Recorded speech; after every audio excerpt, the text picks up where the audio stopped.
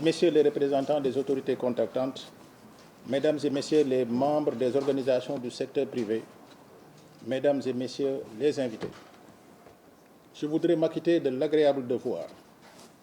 de souhaiter la bienvenue à Monsieur le ministre des Infrastructures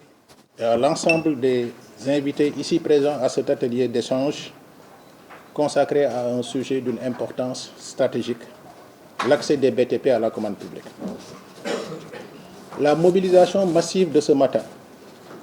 est l'expression d'un engagement très fort des représentants du secteur des BTP à contribuer activement à la réalisation de l'ambition d'une véritable endogénéisation de la commande publique, gage d'une croissance porteuse de réelles répercussions économiques et sociales sur la vie des Sénégalais. Monsieur le ministre des Infrastructures, des Transports terrestres et aériens, mesdames et messieurs, chers invités, ouvrant une nouvelle ère, l'agenda de transformation Sénégal 2050, lancé sous l'impulsion de son Excellence, Monsieur le Président de la République, Bassirou Diomaye Diakhar Faye, et de son Premier ministre Ousmane Sonko, porte les germes fécondateurs d'un pays enraciné dans ses réalités profondes et engagé à assurer à sa population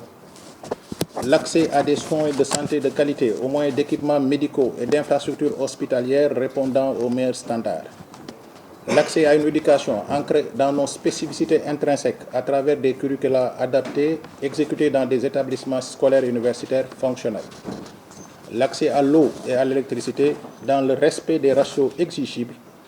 par la réalisation de projets d'envergure innovants. L'accès à des voies de communication de dernière génération en application des techniques de construction et des techniques les plus abouties, des technologies les plus abouties dans le domaine. Monsieur le ministre, mesdames, messieurs, chers invités, ce vaste chantier, ouvert par cette ambitieuse stratégie, appelle particulièrement la mobilisation des entreprises du secteur des BTP, dont l'expertise et la réputation dépassent les frontières étriquées de notre pays. De Malabo à Kinshasa, en passant par les deux Guinées, pays voisins, les marques de cette renommée, devenue légendaire, essaiment partout. En revanche, ces dernières années, leur participation dans l'exécution des procédures de la commande publique s'est progressivement amenuisée face à une remarquable percée des entreprises étrangères qui semblent prendre de l'aplomb pour conquérir tous les jours de nouveaux espaces économiques dans notre pays. Si cette forte présence des entreprises étrangères reflète un dynamisme économique certain, il n'en demeure pas moins qu'elle conduit souvent à la création d'emplois souvent précaires, à une croissance simplement anecdotique et surtout à une fragilisation du secteur privé local, contraint à rivaliser avec des majors soutenus par leur gouvernement. Sans chercher à refréner cette ardeur, il est temps d'engager une véritable endogénéisation de la commande publique, en réussissant un repositionnement stratégique et intelligent du secteur privé national dans l'exécution de nos projets publics. Ce pari légitime, qui fait écho à un souverainisme affiché et assumé par les plus hautes autorités, trouve dans le cadre de la commande publique un terreau fertile. En effet, le droit sénégalais a consacré de nombreux mécanismes incitatifs destinés à promouvoir un accès confortable à la commande publique pour le secteur privé local. Il s'agit notamment de marges de préférence accordées aux entreprises étrangères, suivant des taux variables, dépendamment du niveau d'implication du secteur privé national programmé, d'assouplissement de procédures pour récompenser des parts de marché transférées à des opérateurs du secteur privé national dans le cadre d'une sous-traitance, des réservations systématiques de parts sociales ou de projets ne dépensant pas un seuil fixé dans le cadre des PPP, de paramétrage de stratégie de contenu local favorable à un recours à des entreprises locales et à un transfert de technologie.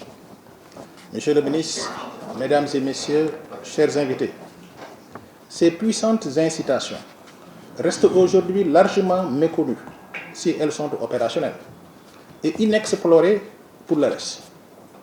Il s'y ajoute que dans bien des hypothèses, il est noté une relative réticence du secteur privé à tirer le profit du mécanisme des offres spontanées introduit dans la commande publique sénégalaise en 2014, destiné à affranchir le secteur privé d'un attentisme béat qui le contraignait à courir derrière des sollicitations formelles en termes d'appel d'offres, les offres spontanées visent à libérer les énergies créatrices et à susciter l'ingéniosité des opérateurs privés qui peuvent identifier des projets innovants, pouvant cadrer avec un besoin d'intérêt général réel et trouver éventuellement un partenaire financier à l'effet de s'octroyer des parts de marché et développer leur activité. Il convient d'admettre qu'à l'analyse, notre secteur privé tarde à en tirer le meilleur profit. Face à ce tableau synoptique peu reluisant, j'ai engagé dès mon installation une série de concertations larges et inclusives avec le secteur privé pour vulgariser les mécanismes susvisés, mettre en évidence les contraintes techniques, juridiques et financières pouvant obérer leur pleine participation à la réalisation des projets publics en vue d'en assurer une prise en charge cohérente. L'objectif est de créer, par l'instrument de la commande publique, l'émergence d'un secteur privé local fort, capable de rivaliser avec les entreprises étrangères, pour une création de richesses endogènes, favorable à une génération d'emplois viables. C'est là toute la justification de nos assises de ce matin. Pour nous, cet atelier est un prétexte sérieux pour poser avec responsabilité et lucidité un diagnostic froid sur les barrières à un accès de la commande publique plein et entier pour le secteur singulier des BTP. Cet examen minutieux permettra de définir ensemble les mesures palliatives les plus appropriées. Il s'agira plus spécifiquement d'identifier les difficultés et contraintes d'accès à la commande publique pour le secteur du BTP, de proposer un système pertinent d'évaluation et de classement des entreprises du secteur des BTP, de définir le dispositif d'opérationnalisation des mécanismes de promotion de l'accès des entreprises du BTP à la commande publique, de formuler